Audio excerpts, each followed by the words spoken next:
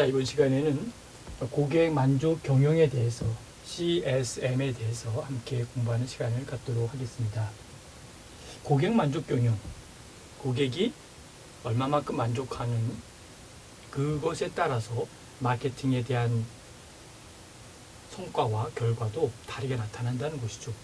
아무리 마케팅을 잘했다 할지라도 고객이 만족하지 않았다면 그 마케팅은 별로 잘한 것이 아니라는 것이죠.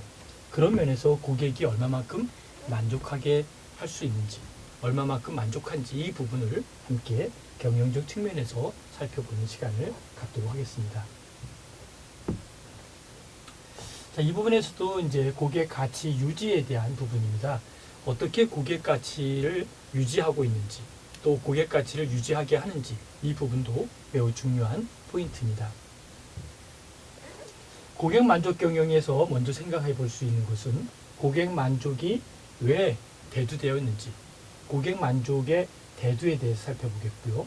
고객 만족도 조사는 어떻게 할 것이고, 고객 만족도 조사는 왜 필요한지, 그리고 고객 만족과 재구매를 어떻게 연결지어서 볼 수 있는지, 또 어떠한 상관관계가 있는지 살펴보도록 하겠습니다. 그리고 고객 만족 경영에 대한 부분을, 의 개념을 한번 살펴보겠고요. 더 나아가서는 고객 불만에 대한, 고객 불평에 대한 이 부분도 함께 살펴보도록 하겠습니다. 자, 고객 만족 경영에서 먼저 살펴볼 것 중에 하나가 바로 고객은 왜 이러한 만족에 대한 부분들을 이야기하는지, 고객 만족의 개념과 선순환 사이클을 학습하고자 합니다. 그 다음에 두 번째는 고객 불만의 유형과 원인을 알아보고 그 중요성에 대해서 학습하고자 합니다. 세 번째는 고객 불만 관리에서 고객 관계 마케팅으로 연결되는 것을 학습하고자 합니다. 이러한 맥락에서 과연 고객 만족 경영은 어떠한 상황에서, 어떠한 관계에서 진행해야 될 것인지 하나씩 살펴보도록 하겠습니다. 여러분 많이 이름 들어보셨고 또 주변에 많이 보셨던 금강재와 국가 고객 만족도 지수 남성 정장 구두 부분 16년 연속 1위를 차지하고 있습니다. 국내 제품 및 서비스 제공하는 총 78개의 업종 334개이죠. 334개의 기업을 대상으로 이를 직접 사용한 경험이 있는 고객이 평가한 만족지수 NCSI, 바로 국가 고객 만족도 지수를 이야기하고 있죠. 여기에서 16년 연속으로 남성 정장 구두 부문 단독 1위를 차지하고 있는, 자, 16년 동안 1위를 차지한다. 그럼 보통 어려운 것이 아닙니다. 그래서 이 헤리티지는 편의성, 신미성, 기능성 이 세 가지를 3박자를 고루 갖춘 수제화로 현재까지 단독 브랜드로 운영되어 오고 있음을 우리가 볼 수 있습니다. 한번 살펴보시면 좋겠고요.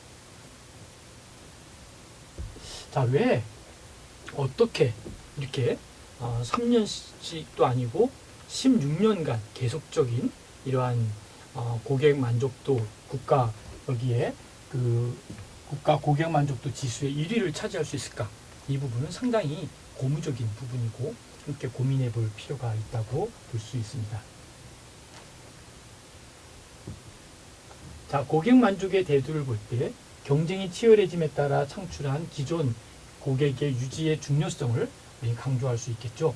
그래서 성장을 위하여 많은 신규 고객을 창출하자는 거래적 관점의 마케팅 사고가 바로 볼 수 있는데요. 바로 고객과의 관계를 장기적으로 유지하고 개선하자는 관계 마케팅으로 우리는 이해할 수가 있습니다. 자, 고객 만족이 왜 되었는지, 바로 이러한 고객과의 관계를 장기적으로 유지하고 개선하자는 관계 마케팅으로 우리는 이것을 어떻게 받아들이고 진행해야 될지를 한번 살펴볼 필요가 있습니다.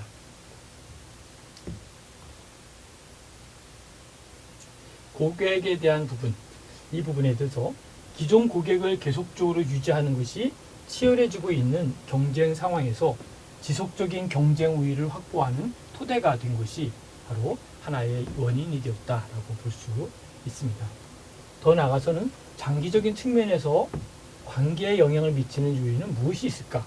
장기적인 롱 타임 쪽이죠. 이 긴 시간 동안 어떻게 하면은 이 장기적인 측면에서 영향을 미치는 요인이 과연 어떤 원인 때문에 바로 이러한 고객 만족에 대한 부분들이 장기화될 수 있었고 이렇게 롱런을 할 수 있었는지 한번 살펴볼 필요가 있겠죠.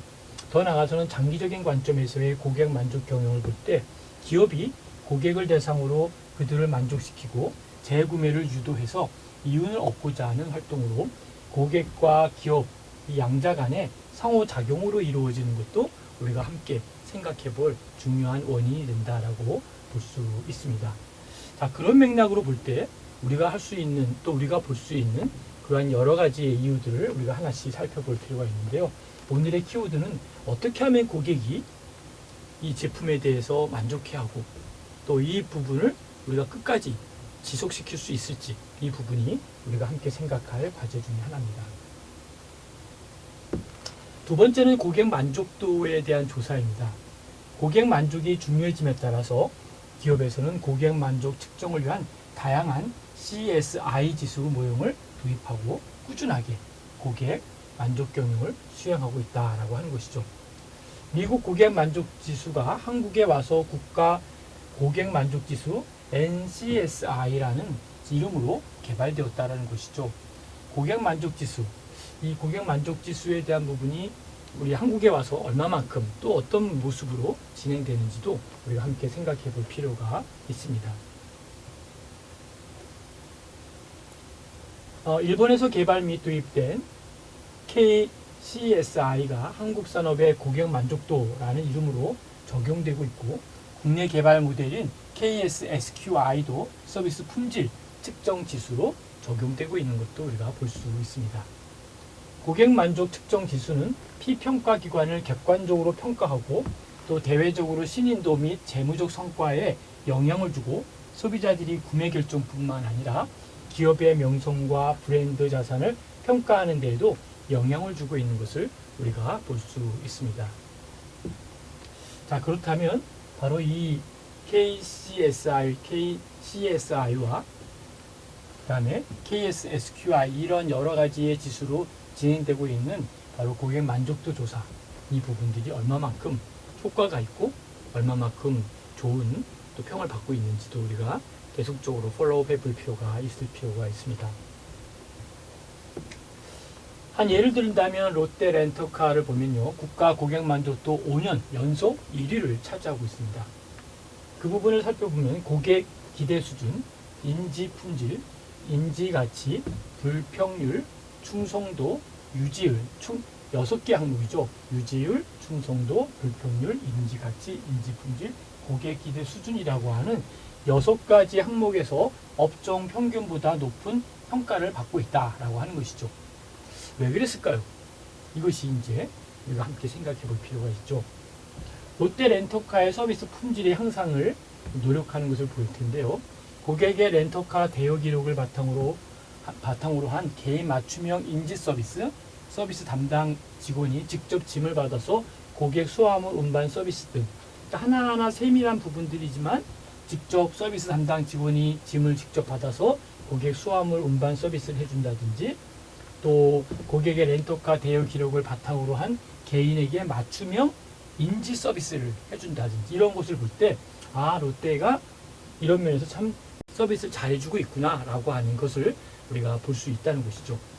그래서 롯데 렌터카의 나름대로의 그 인지도 국가 고객 만족도 5년 연속 1위를 차지하고 있는 이유를 몇 가지 한번 살펴보았습니다.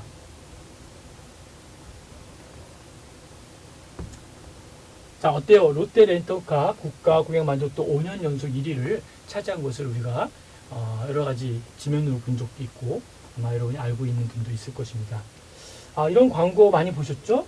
신난다 해서 신차장, IoT가 또 난다 관리해준다 해서 IoT로 새로워진 신차장이 실시간 점검부터 방문 정비까지 라고 하는 그런 광고 카피 롯데 렌터카가 있죠. 자, 여기에 첫 번째 우리 볼 수 있는 것 중에 하나가 고객 응대 우수 직원을 위한 포상 제도를 운영을 했죠.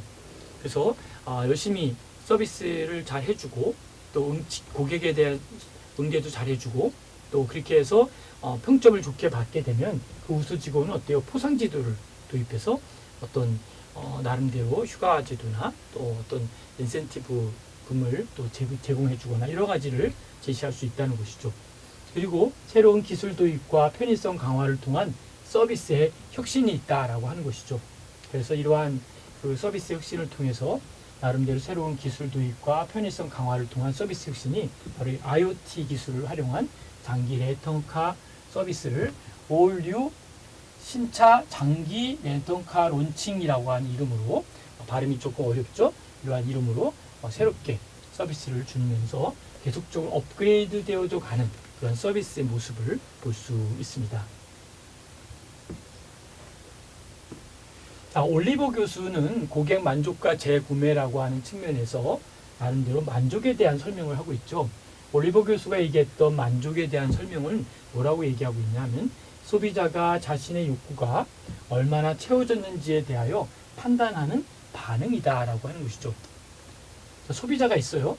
근데 소비자가 자신의 욕구가 얼마나 채워졌을까라고 생각하는 그 부분에 대해서 판단하는 반응이 바로 만족이다라는 것이죠.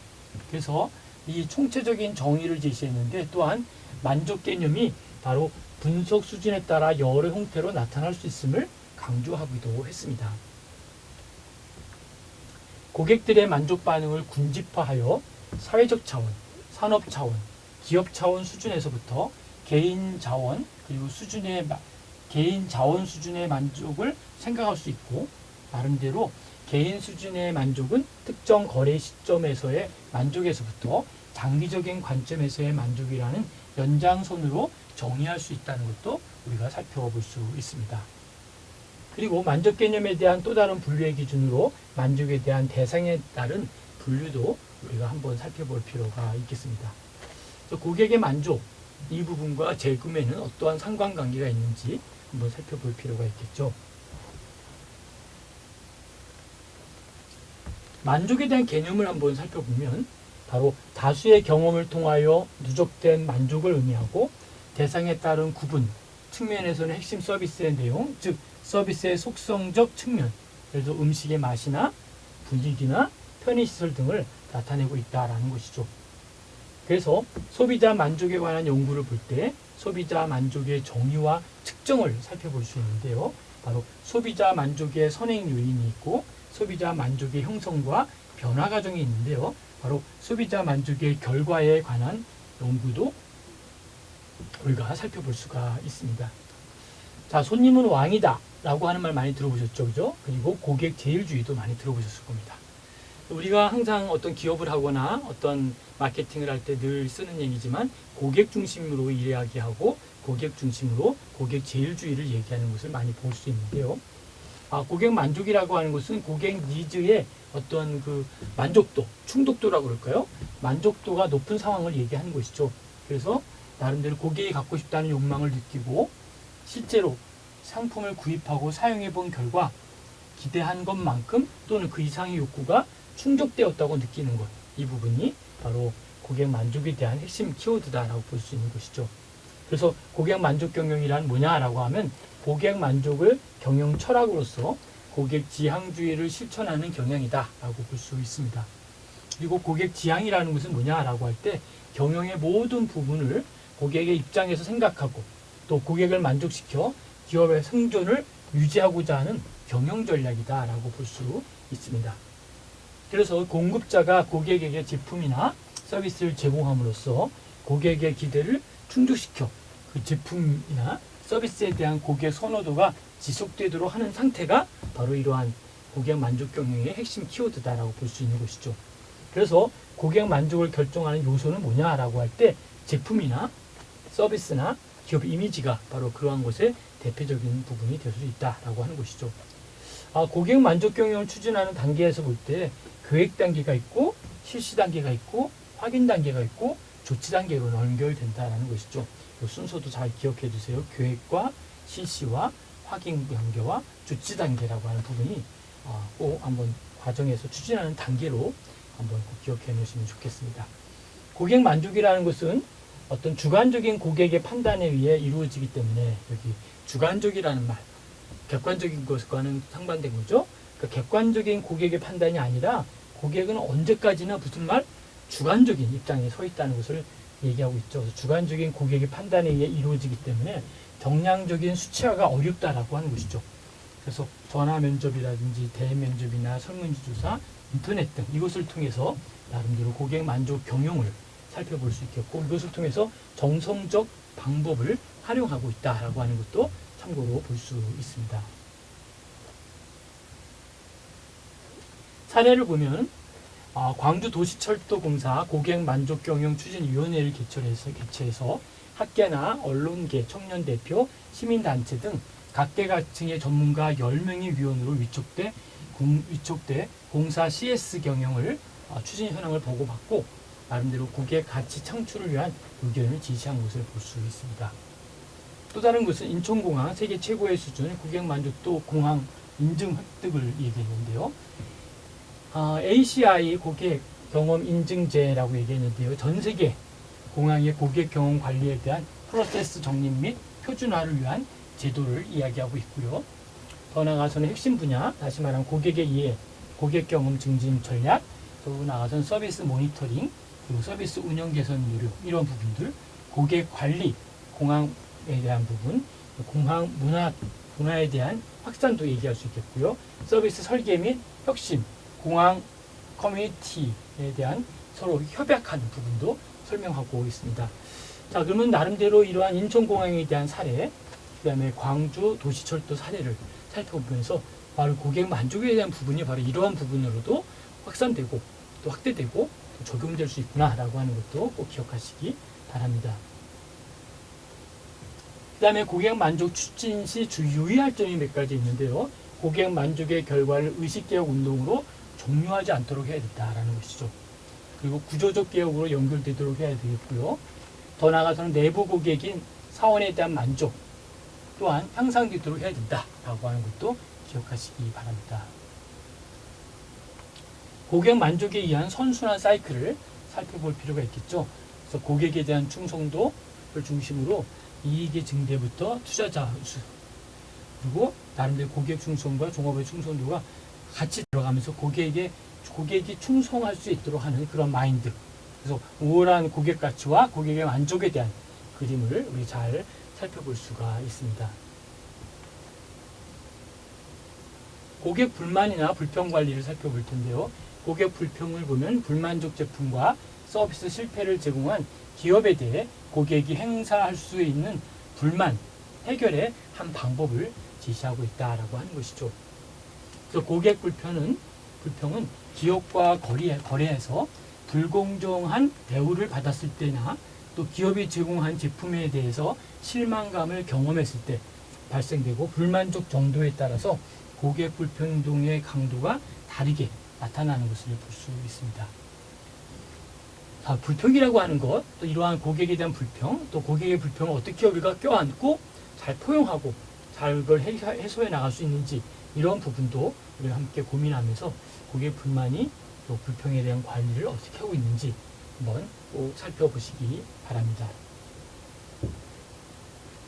자, 그 다음에 이제 고객 불평에 대한 행위를 보면 고객이 제품이나 서비스를 구매하게 되면 상품에 대한 기대의 일치 혹은 불일치에 따라 만족 또는 불만족을 경험하게 되고요. 서비스나 제품에 대한 의식의 지각된 수준에 대한 만족이 이루어지지 않는 경우 불평 행동이 나타날 수밖에 없다라고 하는 것도 기억하시기 바랍니다. 소비자가 책임이 있는 기업 측의 불만족을 표출하는 것을 불평 행동이라고 하고 행동적인 반응과 비행동적인 반응으로 구분되고 있다라고 볼 수 있습니다. 그 다음에 퍼넬 교수는 고객이 불공정한 판매 관행에 직면하거나 또 제품에 실망하고 거래가 일반적으로 승인되지 않을 경우에는 그 당사자의 감정을 알 수 있게 해주는 수단이다라고 보는 것이죠. 그 다음에 우리 신지 교수는 인식된 불만족에 의해 발생된 느낌이나 감정으로부터 나타났고 고객의 행동적 반응, 비행동적 반응을 일부 혹은 전체 포괄하는 복합적인 반응이다라고 그 신희 교수는 얘기를 하고 있습니다. 고객 불만 표출의 유형을 직접 불만을 제기하는 바로 적극적인 형태와 무반응이라는 소극적인 형태가 있다는 거죠.